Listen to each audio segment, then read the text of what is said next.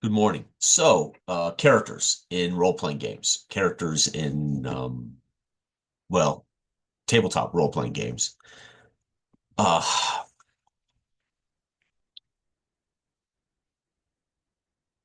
so I like to play, obviously, role-playing. You want to play a character, not just the avatar of a role in a party, but a character.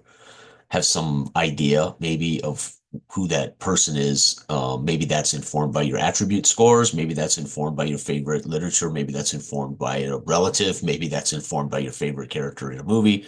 Maybe that's informed by your pure, unique imagination. But they are not in a vacuum. So if I'm playing, say, Holmes D&D, and I hold steady to this rule with old D&D, basic, Moldvay, Cook. I've always had this argument. You are creating a level one nobody, right? So you don't want a background. You don't want to create some idea that your character is this thing already. Does that mean that you shouldn't have some idea of who this person is? And this is where I think there is pause, why you want a simple background, or at least a semblance of understanding, because this character didn't just poof into existence. This character he didn't come out of a vacuum of time and space. Now, whether you say he's a 16-year-old kid who's inherited his daddy's sword and he's now joined this group of people and is going to go off and make his mark on the world, or whether you say the haggard old, he's an orphan. These are tropes, and unfortunately, the the game design of old D&D, Holmes, basic Molde, etc., because of the nature of how that game is designed, we tend to create them from this headspace because there is no right background. They don't spend a whole lot of time saying develop your character before you actually set hold. Matter of fact, most old school primer books will tell you don't waste our time at the table with your character's background. Don't waste time making one because you're probably going to die. And so I've always rejected that in the sense that I never create a character, even randomly, that I'm not thinking about who is this person before I set foot in the game. Does it matter to the world? No, it only matters to how I'm going to perceive things that happen in the world. And I'm going to play even D&D from a character's perspective, which has made me as a player dangerous to the party. Again, I've talked about this. I've learned to mitigate acting totally from character's perspective and also allowing for playing the game so I'm not a detriment to the party through characters' limitations. And I mean limitations like me choosing to just be aggressive all the time and not weigh when you're aggressive. It's when it's smart to be aggressive, when it's not.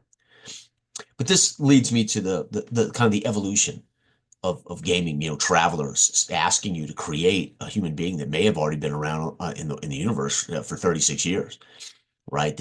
They're 18 and they end up in the army and they end up spending 2 terms in the army. That's another 8 years. And then they end up, right? So by the time you actually are stepping into the head space of a traveler character, he could be 42 years old. And that's a huge design change. That's a huge intention.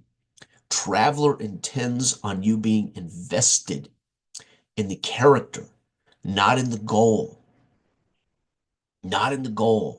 Goal in D&D, get treasure, level up, get more treasure, level up, keep killing shit, right? I mean, that's just the basic design intent. You can look at the books and see. Does that mean a GM has to run those kind of games? No, of course not. Can we be sandboxing? Can we be overland travel? Can we be political figures in a D&D campaign? Yeah, but it's not designed for that. Maybe with later advanced books, etc., we start seeing that creep in to what was basically an adventure game, a combat game. But Traveler's character creation changes everything, right? And that's just Traveler. Again, I'm not talking about um, games that also existed at the time. Paranoia. I never read Paranoia, so I can't speak to what its intent is. But I'm remembering back to when I was a kid and what started showing up outside of TSR, right? I mean, there was Boot Hill, there was Star Frontiers, and there was, it's Top Secret. And I have vague recollections of those. I have not read those literally in 40 years, but I have vague recollections. They were a little different, but you still randomly generally generated a character and you pick a race and you pick a gender and you would outfit them with equipment and you start playing. But then there are games I'm sure like Vampires, and I'm trying to think the other one that was MERP. Was it Medieval Adventure um, role-playing game? MERP, the Lord of the Rings game, which I do own, and it's in storage. And I read it, and I ran a couple of sessions for my local group, and it was fine. But I don't recall a lot about the actual rules now. I think it was D100 rules or a version of D100. But my point is, and then of course, as I've come to gaming and played games like Hollow Earth, which says no, you're creating a person.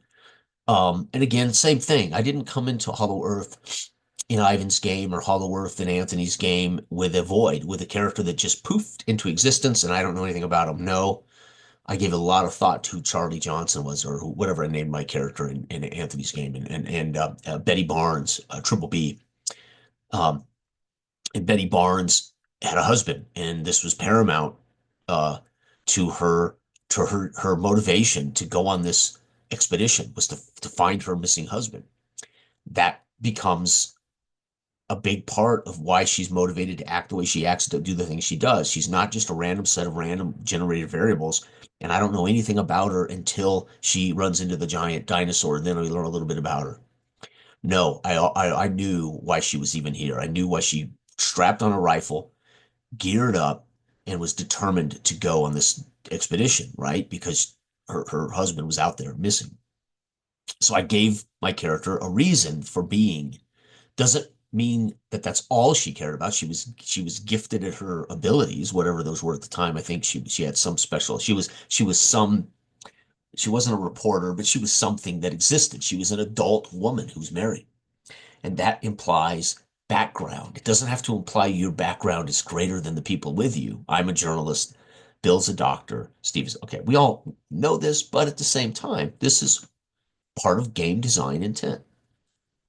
So I'm not just making a list of attributes that I'm going to apply against the game engine, right? I'm hopefully making a character that I'm going to play.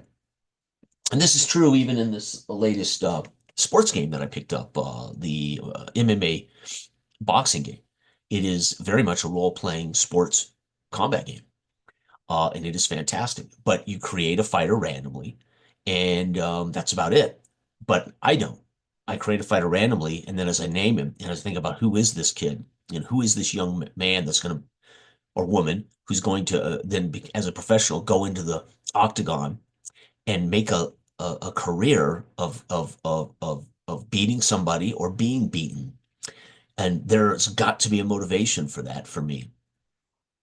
And so I go in kind of understanding who my simple little fighter is in this game. And then that evolves through his career too. And that adds a richness to the experience instead of just seeing if I win or lose fights or whether I succeed and survive, the mission into the jungle in Hollow Earth Expedition. But coming at it from a game's design, um, what a game is, how it's written, and what it leaves out is as important as what it puts in. But never is it more important what it leaves out. What it puts in is the single most important part of why you buy the thing, take it home, flip the book open, and begin the process of learning how to use it, share it, play it, bring it to your friends, bring it to your table, ask your GM to run it, whatever you're doing with it. There's an intent there, and what's in it is far more important than what is not in it, right? What we leave out of Moldvay, what they leave out of what we left in or put in Dark Age of Man, what we leave out What's out of Dark Age of Man is far less important than what is in Dark Age of Man. Dark Age of Man defines the space.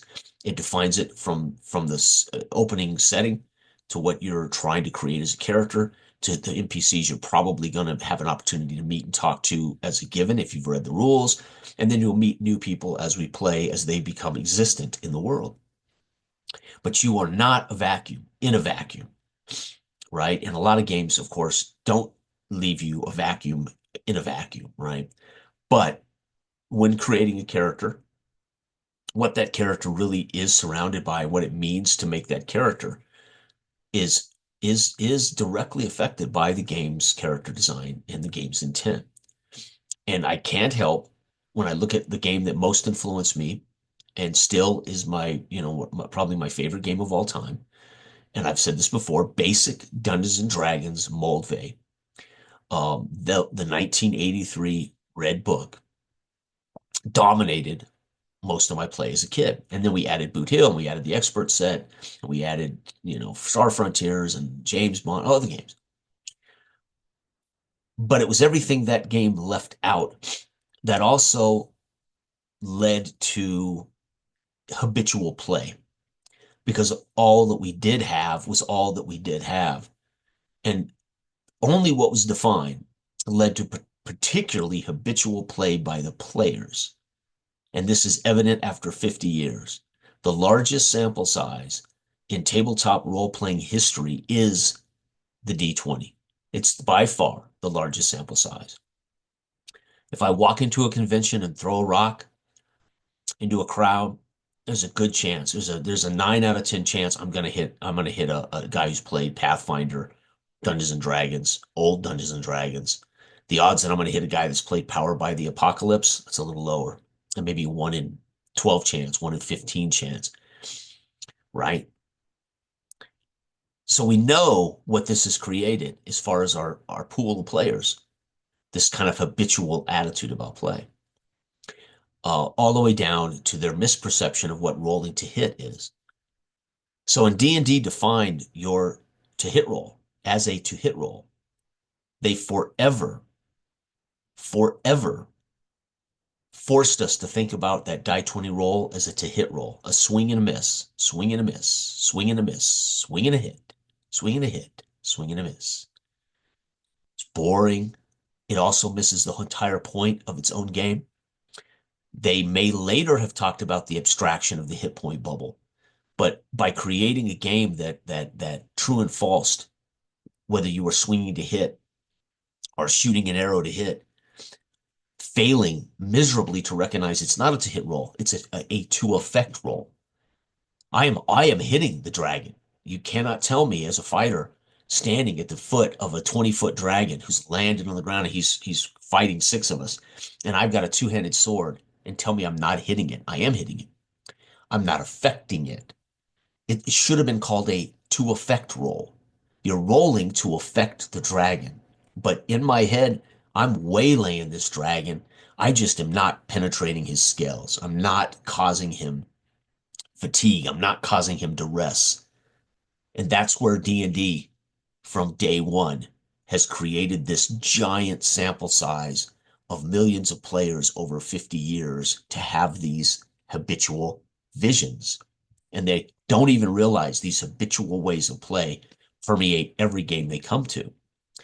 Hopefully, games teach or tell a different route to the madness of why you're picking up the dice.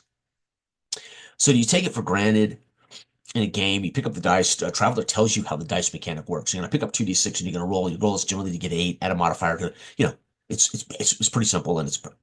But does Traveller inform how that action is ultimately what is really happening when you pick up the dice to roll the dice, right?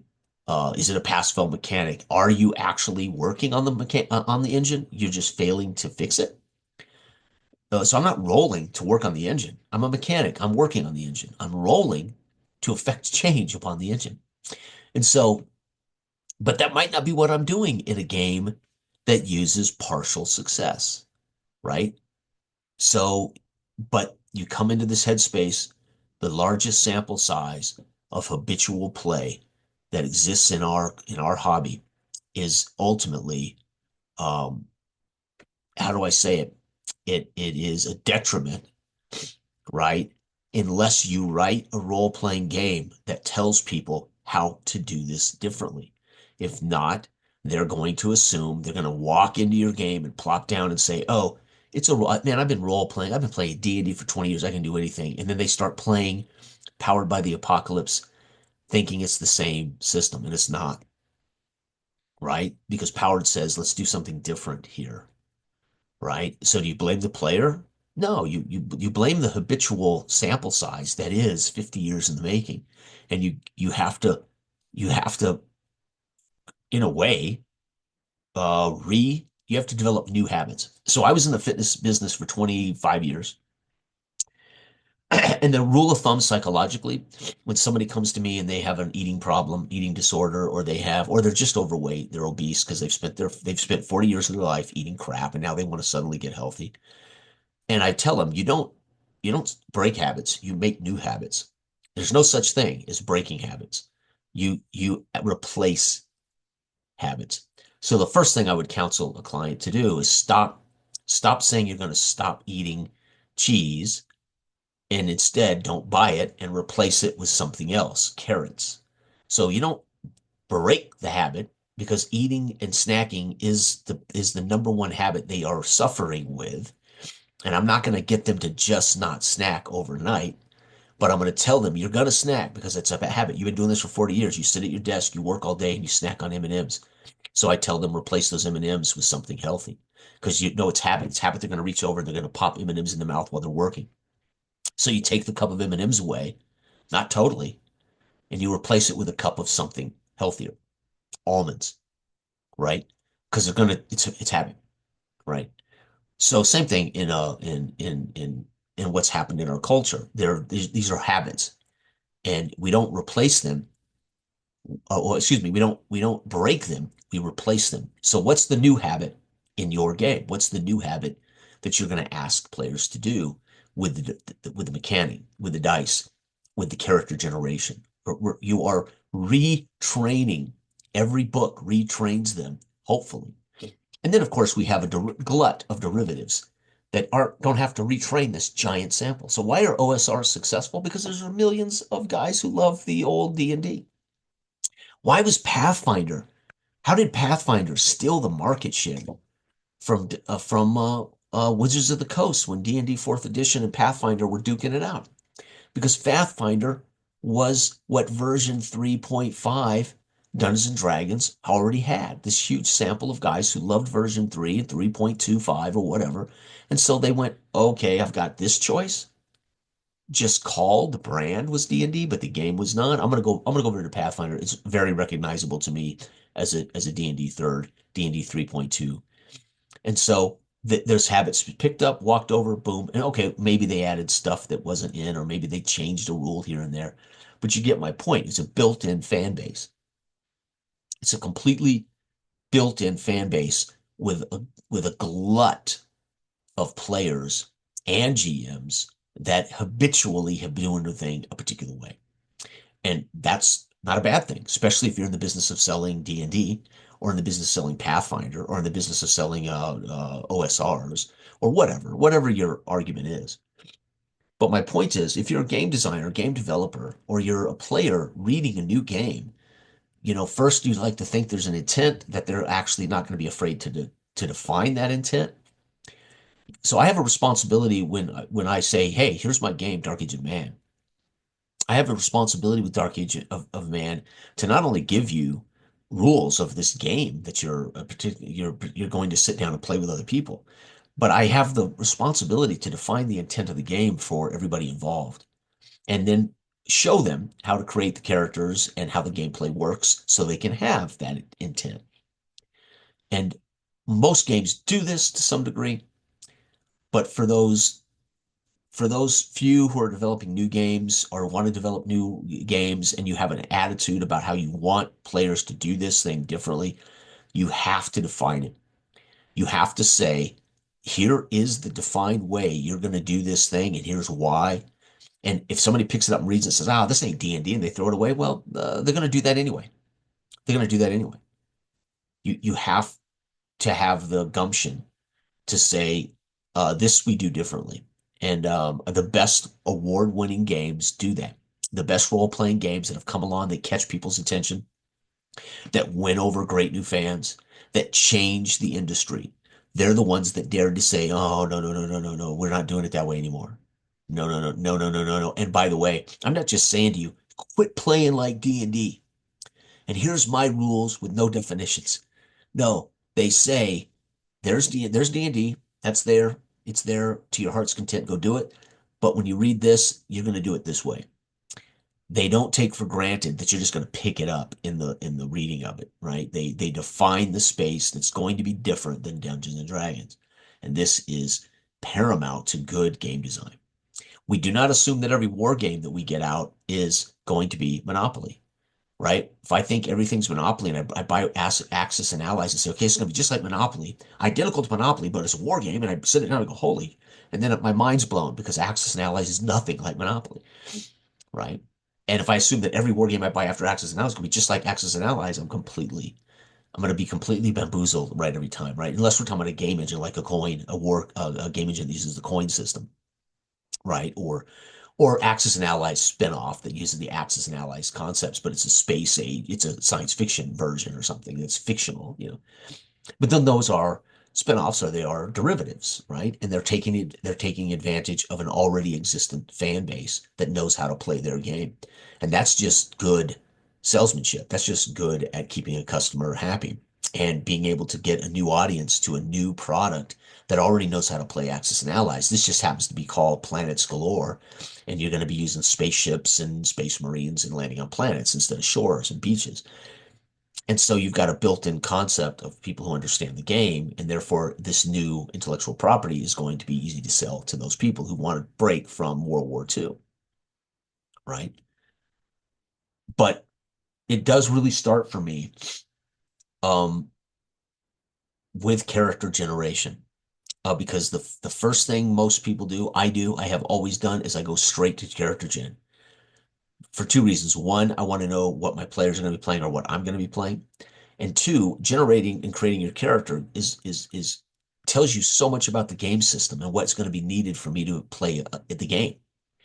What is my responsibilities of playing? Oh, it's baked into the character sheet. Oh, there's greed, there's motivation. Oh, there's fate. Oh, there's attributes. Oh, there's skills. So as I create and look at the character sheet, I know what my job is. I know what my responsibility is going to be to effectively play this game. And when I look at something like D&D with none of those things, it has attributes that it never ever uses. It uses the modifiers, but it never uses the attributes. GMs used attributes. Hey, roll under your decks for this. It makes sense. But that wasn't in the rules. That wasn't hard baked into the rules. That is a homebrew. That is a culture of play thing that has occurred in 50 years that now is standard in hacks, standard in D&D, making an attribute check, right? But attributes were ultimately meaningless outside of developing whether you were going to get a bonus toward your experience points because you had a high wisdom and you were playing a cleric, or you were going to get a bonus to your experience points because your prerequisite met, right?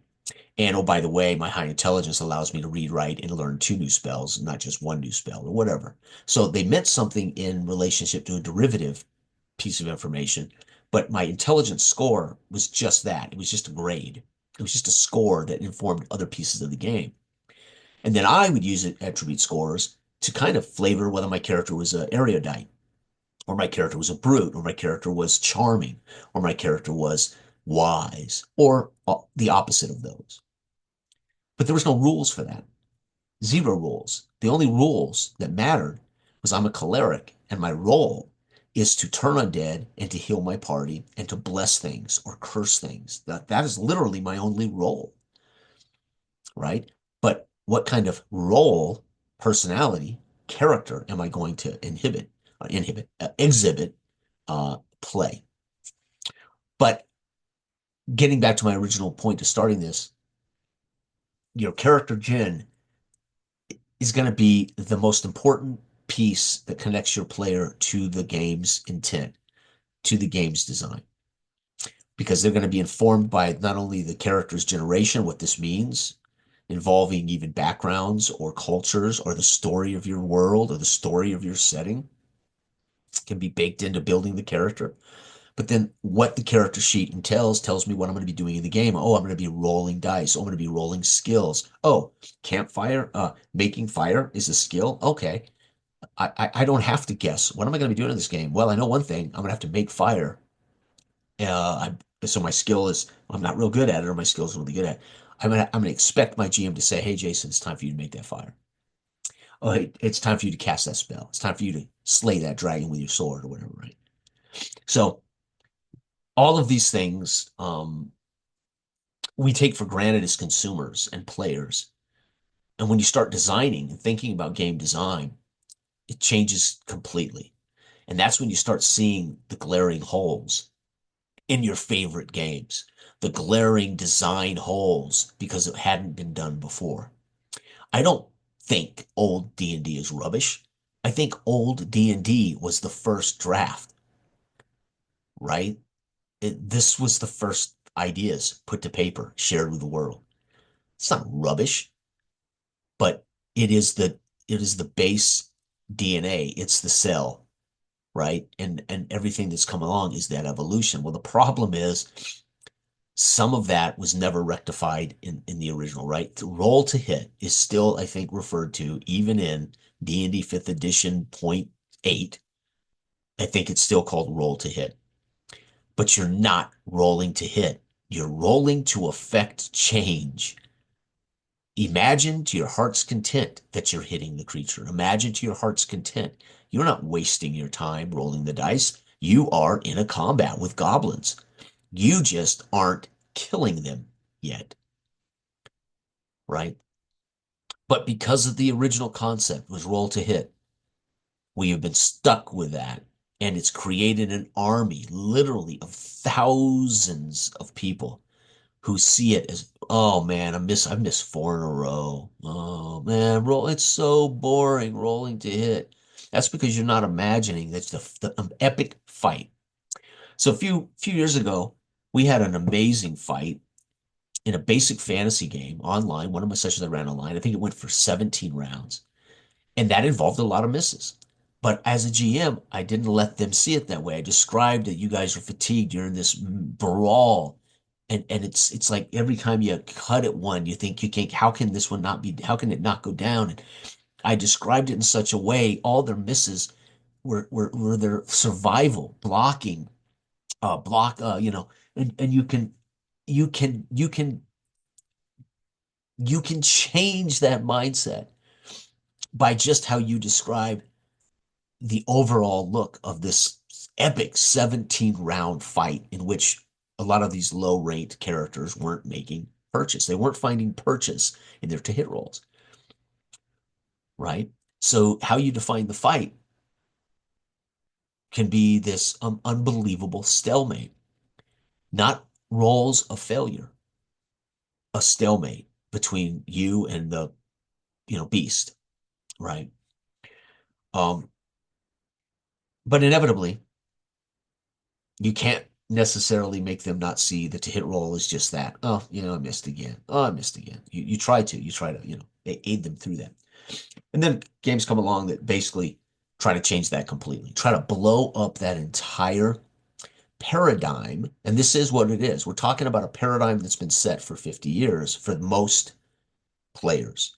And all the new young players that have come to the hobby have come to the hobby. I don't care if they came through video games or they came through card games or they came through board games. Almost all of them touched base with Dungeons and Dragons because that was the brand. That was the thing. That was what everybody in their neighborhood was doing. That's what Sam's son is doing.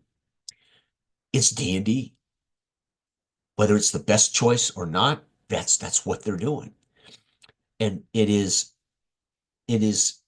normal, but at the same time, these habits are still being ingrained, right? Does that mean that this is still not my preferred game? Oh, hell no. But I'm okay with all of the pros and cons that this creates, right? I'm okay with it allowing the wallflower to be a wallflower. I'm okay with allowing the passive guy to wait, right?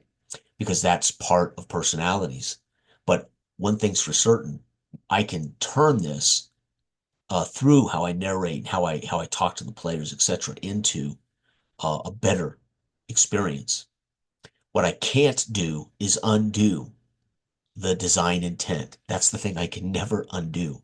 I cannot change the design intent of these D20 derivative games. I can't do it. I can make a hack that attempts to change and add rules, but I'm not changing the intent, right?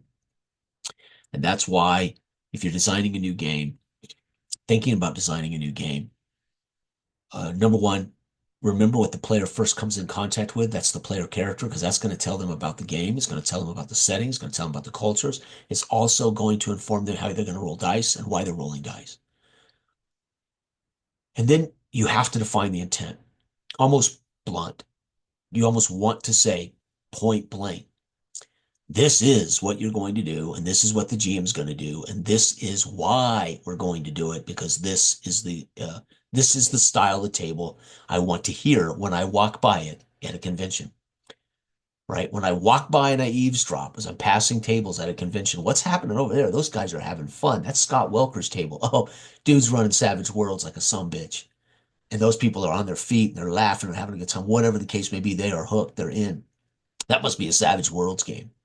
Oh, over here it's pretty quiet. Nobody's saying much. Oh, there's maps and minis. Oh, they roared. They roared there once in the last 5 minutes. They must have rolled a critical hit. I bet you that's a Pathfinder game, right? You could probably tell the game by the table, right? Now that's maybe a gross overstatement, generalization, but I bet you can, right? So I just think it's important to think about these things, right? When you're thinking about why you bought a game, why you want to not play D&D, you bought Forbidden Lands. If you buy Forbidden Lands thinking it's just going to be a slightly different version of D&D, well, you're going to be in for a shock because the year zero engine is different and it should create a completely different game table, completely different design intent, and a completely different experience, except for the basics, which is we're role playing and we're dropping dice to resolve actions. But could the conversation happening at a Forbidden Lands table sound a lot different than the conversation happening at a Pathfinder table or at a Savage Worlds table or at a, dare I say it, a Dark Age of Man table? Because at Dark Age of Man, it's going to be players talking in character and they're going to be completely embraced in the fiction. And once in a while, they're going to drop a single die and they're going to know almost immediately whether they succeeded, and they're going to be able to flavor that, right? Or you're going to hear the presenter flavor that, right? It's going to sound completely different, right? And I think this is part of the experience, you know. So I think it's very interesting to think about. Anyway, everybody out there have a great weekend. Bye bye.